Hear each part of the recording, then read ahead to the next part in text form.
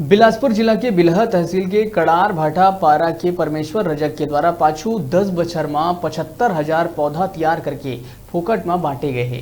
इधर ही हरेली के दिन 1,000 पौधा गांव के जम्मो मनखे मन ला निःशुल्क बांटे गए और हरेली के परब में हरियाली के संदेश दिए गए।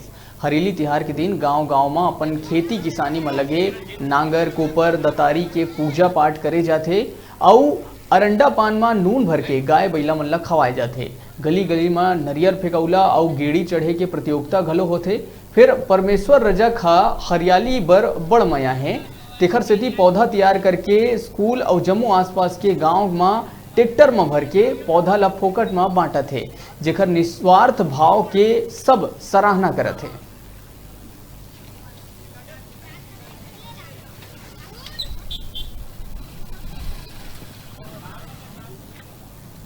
हरेली तिहार के उत्सव में हमारे ग्राम कार्ड भाटा पारा में 1,000 पौधे बांटे हैं।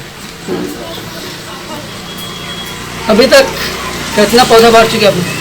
अभी तक हम 70-75 हज़ार बांट चुके हैं। आज 10 साल हो गए। अच्छा, कौन कौन से पौधे हैं आपके पास?